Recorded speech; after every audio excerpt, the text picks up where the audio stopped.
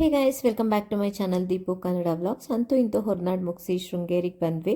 ಬನ್ನಿ ಶೃಂಗೇರಿ ದೇವಸ್ಥಾನದ ಸಂಕೀರ್ಣದ ಬಗ್ಗೆ ಸ್ವಲ್ಪ ತಿಳ್ಕೊಳ್ಳೋಣ. ಯಾಕೆ ಒಂದು ಟೆಂಪಲ್ ಕಾಂಪ್ಲೆಕ್ಸ್ ಅಂತ ಹೇಳ್ತಾ ಇದ್ದೀನಿ ಅಂತ ಅಂದರೆ, ಒಂದೇ ಟೆಂಪಲ್ ಇಲ್ಲ, ಇಲ್ಲಿ ಸುಮಾರು ಟೆಂಪಲ್ಗಳಿದೆ. ಬಟ್ ಎಲ್ಲ ಕಡೆನೂ ವಿಡಿಯೋ ಅಲೋ ಇಲ್ಲ.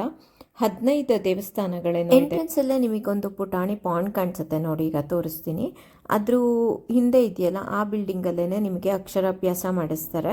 ಎದುರುಗಡೆ ಟೋಕನ್ ತೊಗೊಂಬಂದು ಅಲ್ಲಿ ಅಕ್ಷರಾಭ್ಯಾಸ ಮಾಡೋದು. ಮತ್ತು ಇದು ಶಾರದಾಂಬ ಸನ್ನಿಧಿ. ಇಲ್ಲಿ ಅಮ್ಮಗೂ ಮತ್ತು ಸಂತೋಷ್ಗೂ ದರ್ಶನ ಆಗಲೇ ಇಲ್ಲ. ಯಾಕೆ ಅಂತ ಅಂದರೆ, ಹುಡುಗರು ಪಂಚೆ ಹಾಕ್ಕೊಂಡಿರ್ಬೇಕು, ಹುಡುಗಿರಿಗೆ ಚೂಡಿದಾರ್ ಹಾಕಿರಬೇಕು, ಇಲ್ಲ ಸೀರೆ ಹಾಕಿರಬೇಕು, ವಿತ್ ವೇಲ್ ಇರಬೇಕು. ಇಲ್ಲ ಅಂತ ಅಂದರೆ ಅಲ್ಲಿ ದರ್ಶನ ಅಂದರೆ ಸುಮಾರು ಒಂದು 50 ಮೀಟ್ರಿಂದ ದರ್ಶನ ಮಾಡ್ಕೋಬೋದು. ಹತ್ರಕ್ಕೆ ಹೋಗಿ ದರ್ಶನ ಮಾಡೋಕ್ಕಾಗಲ್ಲ. ನಾನು ಮುದ್ದು ಮಾತ್ರ ನೋಡ್ಕೊಂಬಂದ್ವಿ. ವೆರಿ ಸ್ಟ್ರಿಕ್ಟ್ ಡ್ರೆಸ್ ಕೋಡ್ ಮತ್ತೆ ಇಲ್ಲಿ ಬಂದವರು ಎಲ್ಲರ ಕೈಲೂ 108 ಸಲ ರಾಮನ ಹೆಸರು ಮತ್ತು ಶಿವನ ಹೆಸರು ಬರೆಸ್ತಾ ಇದ್ದಾರೆ. ಈ ಒಂದು ಜಾಗ ಹೆಂಗೆ ಫೀಲ್ ಆಗುತ್ತೆ ಅಂತ ಅಂದರೆ, ಅಲ್ಲಿಂದ ಅಂದರೆ ಆ ಕಾಂಪ್ಲೆಕ್ಸ್ ಏನಿದೆ ಟೆಂಪಲ್ ಕಾಂಪ್ಲೆಕ್ಸ್, ಅದರಿಂದ ಈಚೆ ಬರೋವರೆಗೂ ಆ ಡಿವೈನ್ ವೈಬ್ರೇಷನಿಂದ ನಿಮ್ಮನ್ನು ಈಚೆ ಬರೋಕ್ಕೆ ಬಿಡಲ್ಲ. ಅದು ಅಷ್ಟು ಸ್ಟ್ರಾಂಗ್ ಆಗಿದೆ ಅಲ್ಲಿ ನಿಜಕ್ಕೂ. ಈ ವಿದ್ಯಾಶಂಕರ ದೇವಸ್ಥಾನ ಅಂತೂ ಅದ್ಭುತದಲ್ಲಿ ಅದ್ಭುತ. ಇಲ್ಲಿ ವಿಡಿಯೋಗ್ರಫಿ ಅಲೋ ಮಾಡದೇ ಇರೋದಂತೂ ಎಷ್ಟು ಒಳ್ಳೆ ವಿಷಯ ಗೊತ್ತಾ. ನೀವು ಇದನ್ನು ಅಲ್ಲಿಗೆ ಹೋಗೇ ಫೀಲ್ ಮಾಡಬೇಕು, ಅದರೊಳಗಡೆ ಫೀಲ್ ಆಗೋದನ್ನ. ಈ ಟೆಂಪಲ್ನ ನಾವು ಎಲ್ಲ ಕಡೆ ನೋಡಿರ್ತೀವಿ, ತುಂಬ ವೀಡಿಯೋಸಲ್ಲಿ ನೋಡಿರ್ತೀವಿ. ಒಳಗಡೆ ನಿಮಗೆ ಅಷ್ಟು ಈಸಿಯಾಗಿ ಆ ಫೋಟೋಸ್ ಅಂತೂ ಇದು ಸಿಗಲ್ಲ ಅಲ್ವಾ. ನಾನು ನಿಮಗೆ ತೋರಿಸ್ತೀನಿ ಅದನ್ನು. ನಾನು ಅಲ್ಲಿ ಯಾರ ಹತ್ರನ ಸ್ವಲ್ಪ ರಿಕ್ವೆಸ್ಟ್ ಮಾಡಿಬಿಟ್ಟು ಆ ಫೋಟೋಸ್ನ ಇಸ್ಕೊಂಡಿದ್ದೀನಿ. ಮತ್ತು ಒಳಗಡೆ ಹೋದ ತಕ್ಷಣ ಎಂಥ ಫೀಲ್ ಆಗುತ್ತೆ ಅಂದರೆ, ಆ ವೈಬ್ರೇಷನ್ಸ್ನ ನೀವು ಅಲ್ಲಿ ಡೆಫಿನೆಟ್ಲಿ ಫೀಲ್ ಮಾಡ್ಬೋದು. ಪಿಕ್ಚರ್ ಬಗ್ಗೆ ಹೇಳಬೇಕು ಅಂತ ಅಂದರೆ, 6 ಬಾಗಿಲು ಇದೆ, 12 ಕಂಬಗಳು. 12 ಕಂಬಗಳನ್ನು ರಾಶಿ ಚಕ್ರದ 12 ಸಿಂಬಲ್ಸಿಂದ ಗುರುತಿಸ್ಬೋದು ನಾವು. ಮತ್ತು ಇದು ಹೊಯ್ಸಳ ಮತ್ತು ದ್ರಾವಿಡ ಎರಡೂ ಶೈಲಿಗಳ ಸಂಯೋಜನೆ. ಖಗೋಳಶಾಸ್ತ್ರ, ವಾಸ್ತುಶಿಲ್ಪದ ಚತುರ ವಿನ್ಯಾಸದ ಮೇಲೆ ಬಿಲ್ಡ್ ಆಗಿರೋವಂಥ ದೇವಸ್ಥಾನ. ಇಲ್ಲಿ 12 ಕಂಬಗಳದ್ದು ವಿಶೇಷತೆ ಏನಪ್ಪ ಅಂತ ಅಂದರೆ, ಸೂರ್ಯ ಒಂದು ರಾಶಿಯಿಂದ ಇನ್ನೊಂದು ರಾಶಿಗೆ ಪ್ರವೇಶ ಮಾಡ್ತಾನಲ್ಲ, ಆವಾಗ ಆ ಕಿರಣಗಳು ಆ ಪರ್ಟಿಕ್ಯುಲರ್ ಕಂಬದ ಮೇಲೆ ಬೀಳುತ್ತಂತೆ. ಅಂದರೆ ಈಗ ಮಕರ ರಾಶಿಗೆ ಪ್ರವೇಶ ಮಾಡಿದ್ರೆ ಮಕರ ರಾಶಿಗೆ ರೆಪ್ರೆಸೆಂಟ್ ಮಾಡೋ ಕಂಬದ ಮೇಲೆ ಬೀಳುತ್ತೆ, ಆ ಥರ. ಈ 12 ಕಂಬಗಳು ರಾಶಿ ಚಕ್ರದ ಜೊತೆಗೆ ಹಿಂದೂ ಕ್ಯಾಲೆಂಡರ್ನ 12 ತಿಂಗಳನ್ನು ರೆಪ್ರೆಸೆಂಟ್ ಮಾಡುತ್ತೆ. ಈಗ ಒಳಗಡೆ ಪಿಕ್ಸ್ನ ತೋರಿಸ್ತೀನಿ ನೋಡಿ. ಇದರಲ್ಲೆಲ್ಲ ನೋಡೋದು ನೀವು ನಿಜವಾಗ್ಲೂ ಅಲ್ಲಿ ಹೋಗಿನೇ ಫೀಲ್ ಮಾಡಬೇಕು ಇದನ್ನ. ಇದು ನಾನು ಅಲ್ಲಿ ಯಾರ ಹತ್ರನೋ ಇಸ್ಕೊಂಡಿದ್ದು. ಮತ್ತು ಒಳಗಡೆ ಸನ್ ಡಯಲ್ಲಿದೆ. ಅಲ್ಲೇನಾದರೂ ವೀಡಿಯೋ ಎಲ್ಲ ಇದ್ದಿದ್ರೆ ನಿಮಗೆ ಡೆಫಿನೆಟ್ಲಿ ತೋರಿಸ್ತಾ ಇದ್ದೆ ಅದನ್ನ. ಅಂದರೆ ಸೂರ್ಯನ ಬೆಳಕಿಟ್ಕೊಂಡು ಎಕ್ಸಾಕ್ಟ್ ಟೈಮ್ ಹೇಳ್ತೀವಲ್ಲ ಅದು.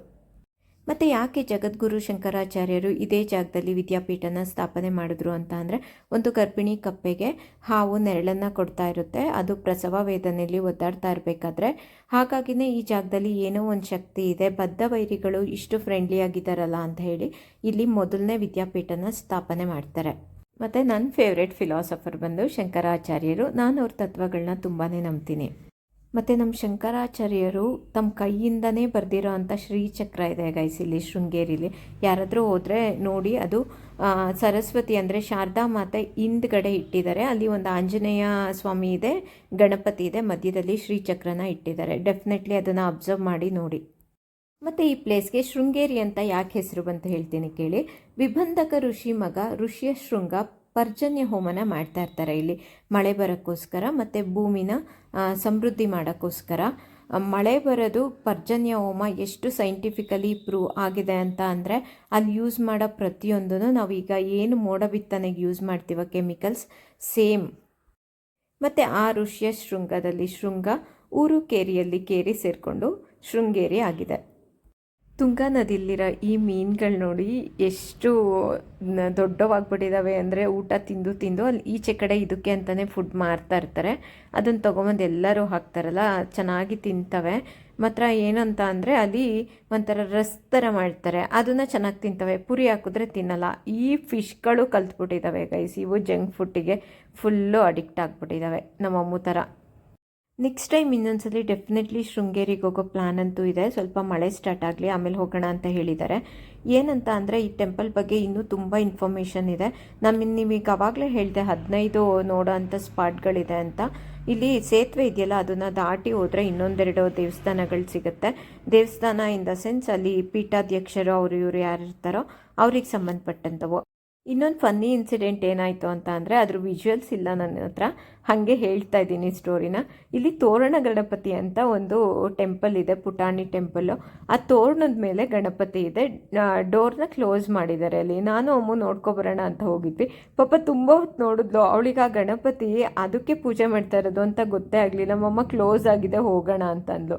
ಆಮೇಲೆ ಹೇಳಿದೆ ತೋರಣದಲ್ಲಿದೆಯಲ್ಲ ಅದೇ ಗಣಪತಿ, ಅದು ಒಳಗಡೆ ಓಪನ್ ಮಾಡಿ ಮಾಮೂಲಿ ಟೆಂಪಲ್ ಥರ ಇಲ್ಲ ಅದು ಅಂತ. ನೀವು ಯಾರಾದರೂ ಫಸ್ಟ್ ಟೈಮ್ ಹೋಗ್ತಾ ಇದ್ದರೆ ಅದನ್ನು ಕನ್ಫ್ಯೂಸ್ ಮಾಡ್ಕೊಳ್ದೆ ನೋಡ್ಕೊಂಬನ್ನಿ.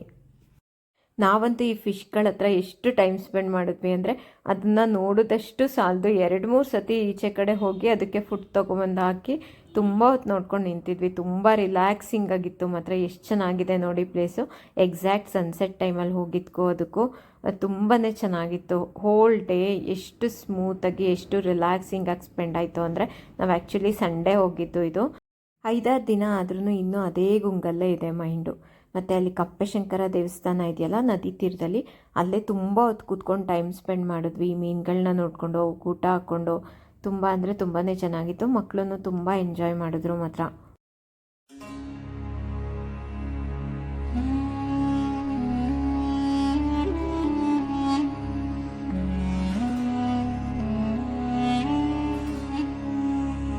ನಾವು ಹೋಗಿದ್ದು ನೆಕ್ಸ್ಟ್ ಡೇನೇ ಮಾಘ ಮಾಸದ ಹುಣ್ಣಿಮೆ. ಅಲ್ಲಿ ನೋಡಿ ಅಲ್ಲಿ ಚಂದ್ರ ಎಷ್ಟು ಚೆನ್ನಾಗಿ ಕಾಯ್ಕೊಂಡು ನಿಂತಿದ್ದಾನೆ. ಹಗಲೊತ್ತಲ್ಲಿ ಚಂದ್ರ ಬಂದರೆ ಒಂಥರ ಖುಷಿ ಆಗುತ್ತೆ ಅಲ್ವಾ. ರಾತ್ರಿ ಹೊತ್ತಲ್ಲಿ ಸೂರ್ಯ ಹೆಂಗಿದ್ರೂ ಬರೋಕ್ಕಾಗಲ್ಲ, ಹಗಲೊತ್ತಲ್ಲಿ ಚಂದ್ರನಾದರೂ ನೋಡ್ಕೊಳ್ಳೋಣ.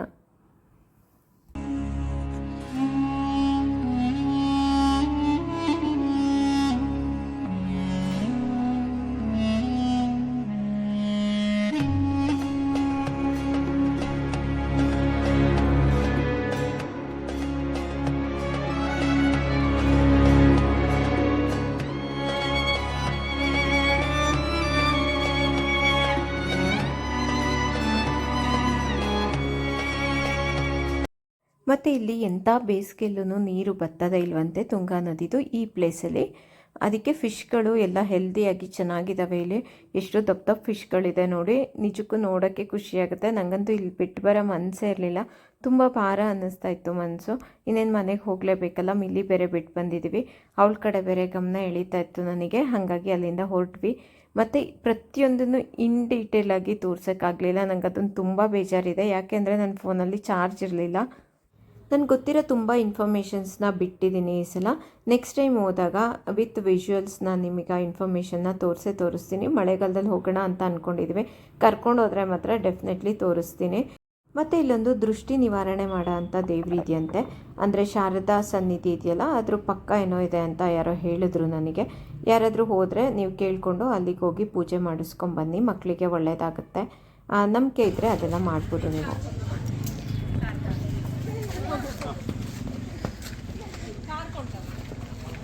ಯಾರಿಗೆ ಮುದ್ದಣ ಇದು? ವೈಟೇ ಚೆನ್ನಾಗಿದೆ ಅನಿಸುತ್ತೆ, ಲೂಸ್ ಆಗುತ್ತೆ ಇವನಿಗೆ. ನೀವು ಹಾಕಡಿ.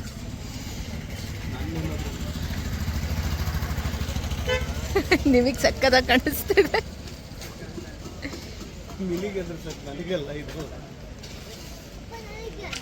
ಅವಳು 1 ಸಲ 2 ಸಲ ಎದುರುತ್ತಾಳಷ್ಟೇ, ಆಮೇಲೆ ಏನೂ ಎದುರಲ್ಲ. ಎಲ್ಲೋದು?